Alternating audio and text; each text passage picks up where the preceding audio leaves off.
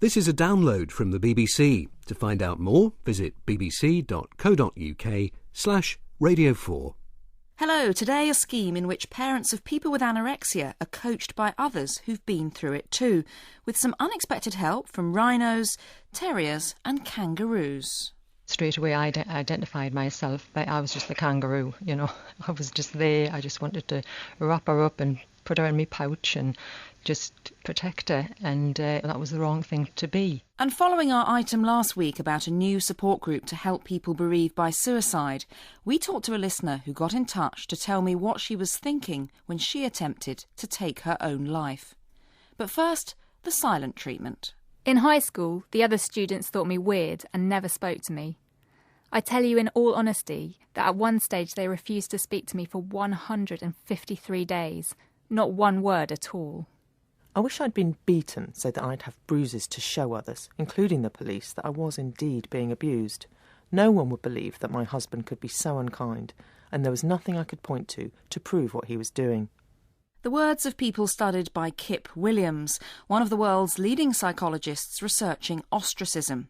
He's found that the impact, whether at school, at work or at home, of others deliberately leaving you out can be profound.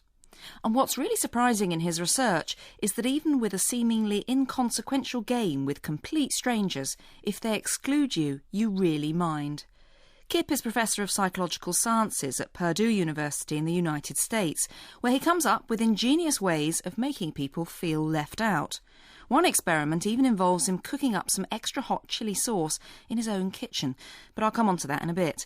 Kip got the idea for how to study ostracism in the lab from his own experience while he was taking a walk one day. I was out in a park with my dog, and a Frisbee rolled up and hit me in the back, and I looked around and saw two other guys that were waiting for it, so I threw it back to them, and I was going to go back and sit down, but then they threw it back to me. So I joined their group and was throwing the Frisbee back and forth, and within about, a minute, they stopped throwing it to me, and they just started throwing it to each other only. At first I thought it was a bit amusing, but then it became clear to me that I was never going to get the Frisbee again, so I felt terrible, and I couldn't believe how strongly I felt, given I didn't know who these guys were, and we never even talked. But when I got back to my blanket with my dog, I thought, that's what I can do in the lab. So basically we created a situation very similar to that in the lab. And so this hurtful game of Frisbee gave Kip the idea for his experiments, but with a computerised version of the game. A person, usually an innocent undergraduate student, sits alone in a cubicle facing a computer screen. On the screen there are three people. One is them, and the other two are supposedly at computers nearby. Then they have to throw a ball between the three of them on the screen. They think it's a task testing their skills at visualisation, but in fact there's something else going on. For half of the participants, they get the ball thrown to them so that they get the ball an equal number of times to everybody else, but the other half, after they get the ball once or twice, then they never get it again. And at this point, we just run the game for only 2 minutes, and it's enough to get a very strong effect on our participants. It does seem extraordinary that just by playing a computer game like that for 2 minutes and being left out with some people you don't even know who aren't throwing the ball to you, and it's not even a real ball, it's on a computer screen, it seems extraordinary that anyone could care very much. It surprised us too, because you're right. The whole thing is imaginary, and sure, it's important that we have connections with other people, but you wouldn't think it would matter about two people you never met, nor do you plan to meet. But we found that they felt this loss of belonging. Their self-esteem went down. They felt they had little control over their environment, and they felt invisible. It also made them sad, and it made them angry. And when I'm saying this, I'm saying in comparison to people who are included. So it's a statistically reliable reduction in these types of feelings of belonging and self-esteem, and it's a statistically stronger increase in anger and sadness. And it even happened if people were told that they were only playing virtual players. Right. For some of our subjects, we just told them the absolute truth. You're playing a computer, and it's programmed to do what it's doing. And it made them feel just the same way as when they thought they were playing with other people. And this is what this and other experiments led us to think, that this is a pretty primitive response that people are having, that it doesn't require a lot of thinking or analysis. It seems to be some very low-level primitive response that when you detect any form of ostracism, it's painful and it threatens important needs. So why do you think that ostracism is so powerful and seems to have these effects on people? I think it has an evolutionary basis. People are social animals, and what's really important for social animals is to maintain a connection with other people. And so it turns out that any kind of a hint of being excluded and ignored by other people is painful. For other animals, social animals, being shunned or being ostracized, it actually literally results in death. So this sort of ingrained response to being ostracized says this is important, it's something that means something for my survival, and so we are sort of wired to detect ostracism by others. How do people react to being ostracized? Do you see them start to do certain things? Yes, we set up a situation where we give people opportunities to behave in a variety of ways after being ostracized, and we see some interesting patterns of behavioral responses. So for a lot of people, when you are ostracized, it's a warning, and it says, you better do something to get back with this group, or if not this group, to be attractive to other groups. And so this is the sort of pattern of behavior that we see. They will conform more to a unanimous group who is clearly wrong in their perceptual judgments. They'll just go along with it.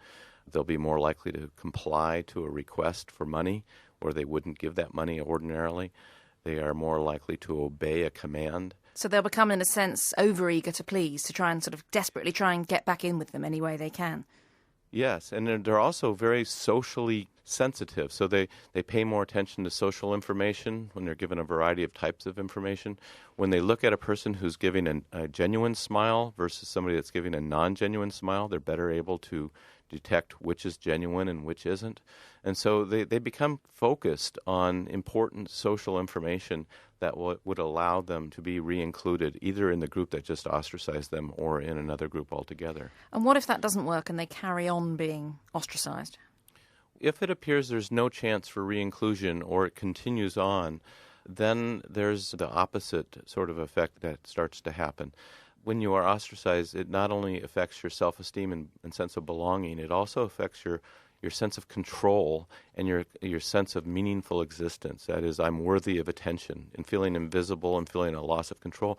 Sometimes that can become the dominant force in terms of what guides your subsequent behavior.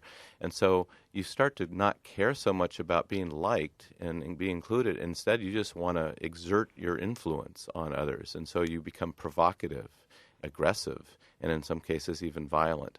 So we do get instances in the laboratory where people will, if we set it up such that it looks as though they are not going to be re-included, they turn from being likable to being angry and aggressive. How can you tell in the lab whether people are feeling aggressive or not? Well, you could certainly simply just ask them, but we like to use behaviors that are less equivocal. So we set up a situation where we tell them that after this part of the experiment, we're going to be engaged in a food tasting experiment. And so some new person will be given a food, and you've been randomly assigned to be the food allocator. And so we have them draw a slip of paper out of a cup, and what they end up drawing is hot sauce. When they also read about the person who's going to get the food, and that person says, oh, I like sweets, I like sour, but I hate hot sauce. And so they know they're going to be giving hot sauce to someone that hates it. And they're also told that they have the choice of how much of that food to give, and that the person has to eat all of it.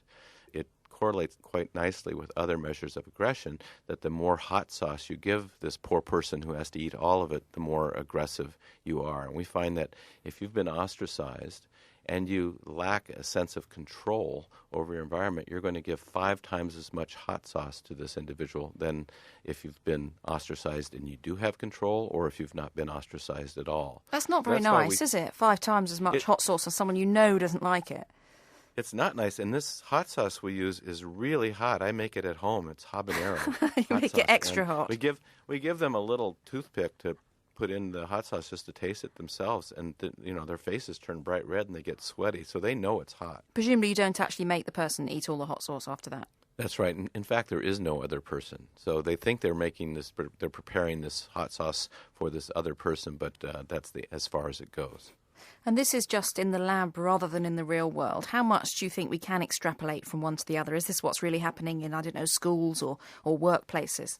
I think it does extrapolate. Our research is laboratory-oriented, but we also do interviews with people who have been ostracized for months and years in the workplace, in school, in church, or within their family. And we find that what they say is very similar to what we find in the lab. It's painful. They initially try to do things to become more like the rest of the group so they can be included. But if the ostracism persists over time, then they become angry and provocative and violent. There was one study that was published several years ago by Mark Leary and his colleagues finding that the diaries and the reports about school shooters in the United States, that they were heavily biased in favor of entries that had to do with being ostracized or rejected or excluded by their peers. Now, of course, not everybody who's ostracized by their peers is going to become a school shooter, so there has to be a whole bunch of other factors that coincide there. But it is the case that people who feel invisible, feeling that there's no possibility for inclusion, are going to eventually be provocative just to force people to pay attention to them. So what could be done about it? Because in a sense it's a kind of bullying that's very hard to monitor, isn't it? You can't say some kids at school, you can't make them speak to somebody because it's hard to pin down what it was they were doing wrong, and the same if it's at work. You're right. It's pretty tough to do that because in some ways ostracism, unlike bullying, is a constellation of non-behaviors. You're not looking at somebody. You're not talking to somebody. And so that's hard to document and it's hard to prove, and so it becomes a kind of a very insidious form of bullying because it's easier to get away with. So it's probably difficult to change the behavior of those who use it, except that if you change the behavior of the person who it's being used on, that can cascade down to changing the behavior of the other people who use it. So what can they do, the people who it's used on? Is there a good way of dealing with it? Well, they can concentrate on forming a few good friendships because you don't need that many social connections as long as they're good social connections to buffer the experience. Now, it's going to be painful, at least momentarily, every time you get it, but you can recover more quickly if you're able to easily remind yourself of the people who are important to you. Then that will allow you to get over it more quickly and to cope with it. Professor Kip Williams on his new research just published in the journal Current Directions in Psychological Science. On last week's programme, we featured a new support group that Samaritans and Crews are setting up for people who've been bereaved by suicide. Annie Gallen, who's a counsellor, told us why this is such a unique form of bereavement. The person has chosen to leave me, and that is a terribly difficult thing to come to terms with. And that questioning and that why, endless why, goes on quite a long time. And finally, I think the feelings that come up, particularly after a suicide, I mean, there's huge feelings of anger, maybe against the person who's died, that feel really inappropriate and intrusive, and terrible feelings of guilt, although there may be no realistic reasons for it. So it's a hard path to follow. A listener we'll call Emma was so struck by what she heard that she got in touch to tell us her story from the point of view of someone who had tried to kill themselves. She had experienced depression and eating disorders from the age of 13, and in the end, at the age of 26, she decided that her family would genuinely be better off without her. I gave Emma a call. I had a breakdown, and so I had to leave my job. And I spent about 6 months, I didn't know what to do. I was still waiting for the eating disorder treatment because I had eating disorder since I was 13. And I decided to go off and try and do a degree. And I obviously wasn't well enough. I lasted about a couple of days. And I gave it up. And then I decided to go and jump off a multi-storey car park, about the 4th floor. I just felt I couldn't cope anymore. I didn't feel like I was enjoying life. And I didn't want to be there. So I decided that was the only way out. And remarkably, you survived that jump, and you were in a coma and you had very serious injuries. How much do you remember about waking up, and what did you think when you woke up? I wasn't really aware of what had happened. apparently the doctor said to me, "Do you know why you're here?" And I just thought that my mum had put me in there to try and feed me up. And they explained, and it sort of gradually came back. And I had flashbacks of the suicide attempt and what I'd done leading up to it. And I realised I hadn't been thinking straight at all. I had just felt that I didn't want to be around anymore. I felt I was a burden on my family. They'd be better off without me. And on the programme last week, we were hearing about the impact that suicide can have on those who are left behind. Was that something you were thinking about at all at the time? Did that come into your thought processes? I was too tied up with my own feelings to actually consider how my family would feel. I know I should have done, because I've been through suicide myself before when my uncle committed suicide, and I know what effect that had on the family. But I just think when you're in that state, I think you're too absorbed with how you feel to actually really understand what impact it will have. And did you genuinely believe that they would be better off without you? I did, yes, because I could see my parents were understandably upset by the way I'd cope with my eating disorder. So I've had anorexia and then bulimia, and they could see how unwell I was, and I just felt that I couldn't see a way out, and I thought that they would, obviously it would be hard, but once they didn't have the pressure of it, it would be better for them. And sometimes you hear people say that if somebody has attempted suicide, that this was, somehow a selfish thing to do, that they weren't thinking about other people. But it sounds as though perhaps that misses the point in a way. Yes, I think you are selfish, but you can't really think straight about, thinking about everyone else as well. What would you say to families? We were talking about families who have been bereaved and who are trying to understand how someone could have come to this decision to do this. What would you say to them? Well, I know they shouldn't blame themselves. I know you think you should have noticed the warning signs, but I think in hindsight we could all do things differently. And I think you've also got to think about what the person would want. Would they want you to ruin your life over it? Because I know I wouldn't have wanted my parents to suffer. And thank you for all your emails on that subject. If you look on the All in the Mind website, you'll find sources of support there. Emma mentioned her anorexia and the stress that this was putting on her parents. It can be very difficult for carers of people with the eating disorder to know what they should do for the best. Should they be firm about eating or bend over backwards to get just the foods the person wants in the hope of encouraging them to eat anything at all? Now a new project is being trialled in parts of England where parents who've been through this in the past coach parents going through it now on how best to cope and to help their loved one get well. The coaching scheme is called Expert Carers Helping Others, or ECHO, and it's all done by phone, ideally 5 sessions with the father and 5 with the mother. During the calls, the volunteer coach guides the family through information and advice given to them in a book and DVDs. I spoke to members of a family who've been through the scheme. Jessica's been in and out of eating disorder units 4 times in the last 10 years. Her mother Mary told me what it was like when Jessica was at her most unwell. Well, it was all-consuming. It's like something that's on your mind 24 hours a day. And I did it a few times, think that we would bury her. Sort of every moment was a struggle. It just seems like there's no way out, and the only way out is not to be here. But the thing that kept me going was my parents, and sometimes resentful of them for being there because they were the only thing that kept me going. Things were so bad, she was so weak and so ill, and just no way forward. I don't think it's an uncommon place to be in for anyone that has a daughter with this illness.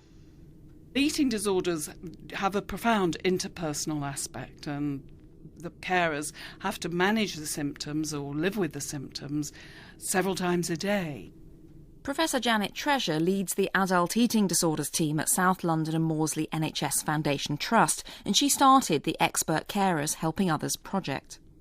Often they want to help, but are very uncertain to what to do for the best.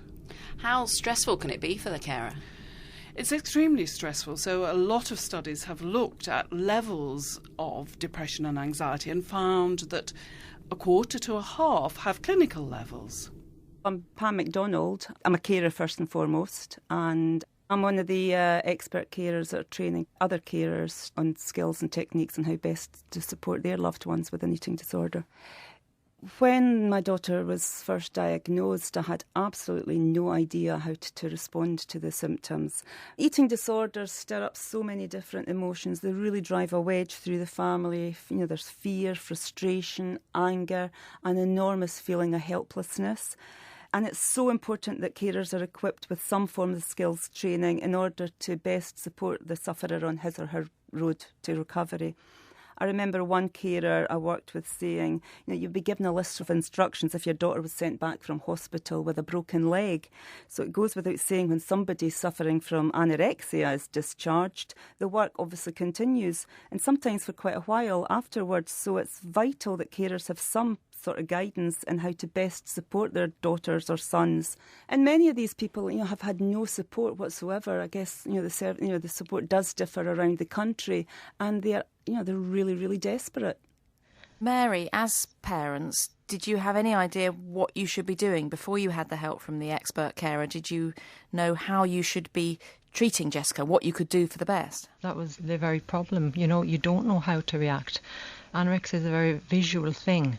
It's so emotional to see someone like that, and you don't know whether you're doing the right thing. You can't force people to eat when they don't want to, and we were absolutely lost. Emotions get mirrored, and so if the carer is anxious, that tends to make the individual themselves anxious, which in turn makes their eating disorder symptoms more intense. So you get a vicious circle developing. Can you think of any examples of the sorts of things you might see happening with that? For example, the parent may get very anxious and so become very overprotective and be going to shops to get the right sort of Weetabix with the right level of calories, will be very reluctant to be firm in indicating how much the individual needs to eat. And so that, in a way, allows eating disorder symptoms to proliferate. And one of the goals in our programme is to encourage carers to reflect on the way that they are responding to the symptoms and whether these responses may be aggravating or maintaining the illness. We would be given certain tasks to do, and then Pam would ring up and for half an hour and talk us through it and find out how we did and could we have done better, and then we'd have a general chat about different worries that we had. So it sounds as though it's very structured. It's not as if she's telling you all about her experiences and then you trying to learn from that. It's very different from that. Yes, it's very structured. And the last time we contacted her, Jessica was leaving hospital and there was no care plan, and we were very upset about this because I thought, here we go again, Jessica's going to lose weight when she comes out. There's nothing structured here. And I was able to email her and, she reassured us and give us some advice. Working with parents, we've come up with some simple metaphors that they can have in mind. The fact that it's very easy to be a sort of kangaroo carer, to be overprotective, to put the individual in their pouch. Similarly, it's very easy because the symptoms seem so easy to solve. Why don't you just eat? To be a bit rhinoceros-like and saying, do this, do that. Or to be a bit like a terrier, yapping all the time, have you eaten this, have you eaten that? None of us like being nagged, and that just gets the individual getting more resistant. Straight away I identified myself, but I was just the kangaroo, I was just there. I just wanted to wrap her up and put her in my pouch and just protect her, and that was the wrong thing to be. You've got to be open with her, you've got to give her encouragement. I feel a lot more confident now to tackle issues, but she has to find her own way in some things too, and I think that's helped us going forward as well. And what about your husband? What sort of animal was he? Oh, he was the rhino. Right. Oh, he was definitely the rhino. He's a control freak. And yes, he's learned a lot too. Jessica, what sort of differences did you notice in your parents once they'd started talking to the expert carer? I think it opened up some communication channels between us. It would sort of help us talk about emotions or things a bit more. I think especially my mum initially would obviously get very upset in front of me and it's probably not the right term, but it felt like emotional blackmail at times because I knew how much I was hurting them and I didn't want to see it, but it still wouldn't change my behaviour. But I think more recently, since I've started doing this, they're more able to be more constructive, and they try not to make me feel as guilty about how I'm affecting them. And it's more of a positive relationship because I can go for hugs and sympathy and for a chat, and I don't feel as bad about it anymore. You talked about how people don't want to be a kangaroo, they don't want to be the terrier, they don't want to be the rhinoceros. Is there an animal they should be? Being a dolphin, so that they're hands-off care, just nudging, gently swimming in front. For the dolphin, we ask carers to imagine their loved ones sort of lost at sea and the eating disorder is his or her life vest. They're unwilling to give up the safety of this life vest whilst living in this stressful and dangerous world. So as a dolphin, the carer nudges her or him to safety, at times swimming ahead, leading the way, at other times swimming alongside with quiet words of encouragement, or even quietly swimming behind. Like now I've moved back with my parents and I do feel protected and safer than I've felt for a long time. But I'm also making a lot of decisions for myself. I sort out a lot of my own meals and snacks and turn to my parents when I need them. Sort of I have independence, but I also have them guiding me as well when I need it. So what's the key thing that someone who's been through this themselves can bring to the process? I'd say the most important thing is empathy. I mean, when carers are describing their situations, I can really, really relate to what they're going through. We're not supposed to say, this happened in my situation, because if something worked for me, it doesn't necessarily mean that it's going to work for them. But expert carers know exactly what that other person is going through and can offer some form of support.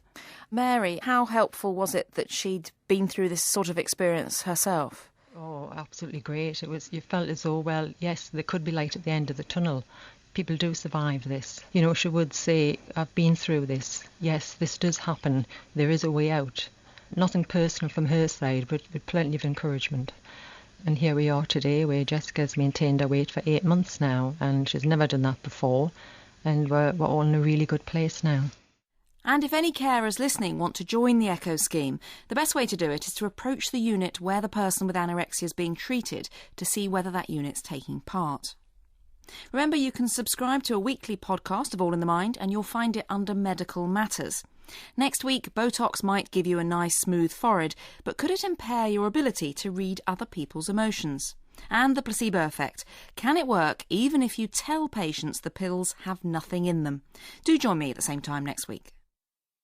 If you've enjoyed this programme, you might like to try other Radio 4 podcasts, including Start the Week, lively discussions chaired by Andrew Marr, and a weekly highlight from Radio 4's evening arts programme Front Row. To find out more, visit bbc.co.uk/Radio 4.